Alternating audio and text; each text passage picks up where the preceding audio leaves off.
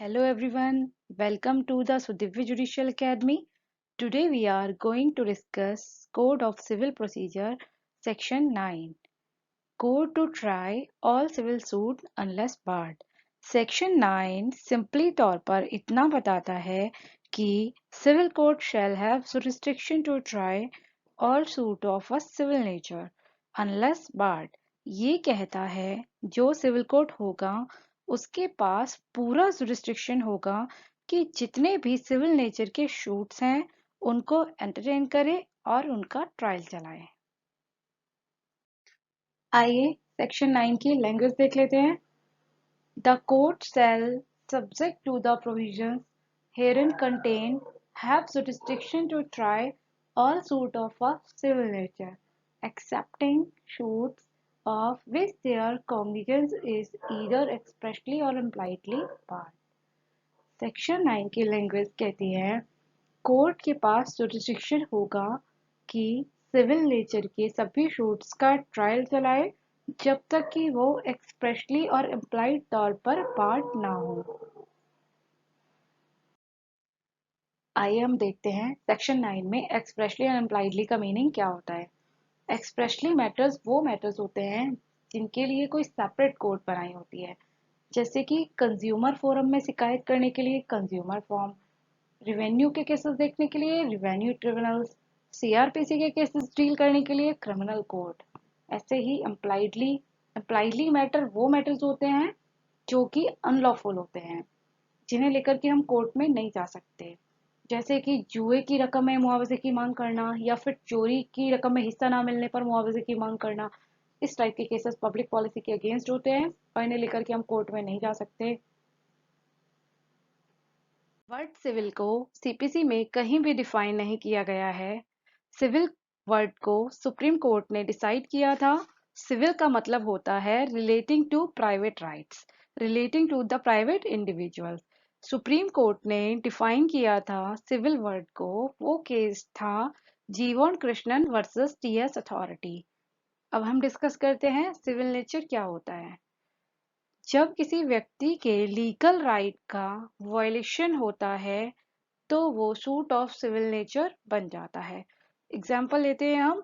अगर किसी व्यक्ति को किसी पार्टिकुलर कास्ट से निकाल दिया जाता है, कास्ट से बाहर करने तक तो वो सोशल इश्यू रहता है, पर अगर ये बोल दिया जाता है कि आप उस गांव के कुएं से पानी नहीं पी सकते, आप उस तालाब से पानी नहीं पी सकते, तो वो कॉन्स्टिट्यूशनल राइट का वायलेशन होता है और सूट ऑफ सिविल नेचर बन जाता है।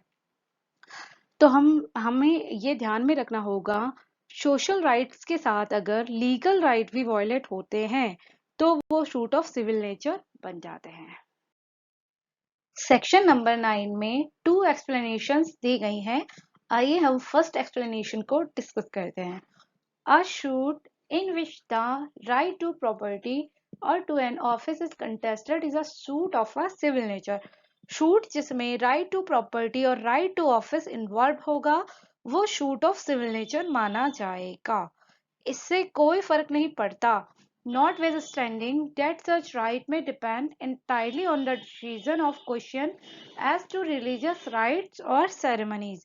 अगर किसी मुकदमे के अंदर जो प्रिंसिपल क्वेश्चन बाहर निकल के आ रहा है वो सिविल नेचर का है, इससे कोई मैटर नहीं करता है कि वो इश्यू किसी प्रिंसिपल रिलीजियस राइट या सेरेमनीज या फिर कास्ट रिलेटेड क्वेश्चन के ऊपर डिपेंड करता हो, क्योंकि जो प्योरली रिलीजियस राइट, सेरेमनी से रिलेटेड और कास्ट से रिलेटेड क्वेश्चंस होते हैं वो सिविल नेचर के नहीं होते हैं।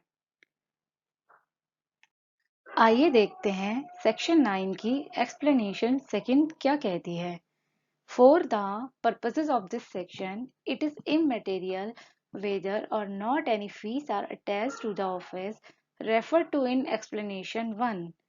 अभी जो हमने explanation 1 में right to office को डिस्कस किया था, उसके साथ कोई फीस अटैच नहीं है या फिर कोई फीस अटैच है भी, वो ऑफिस किसी पार्टिकुलर प्लेस के साथ में अटैच है या नहीं है, तो इस बात से कोई फर्क नहीं पड़ता है।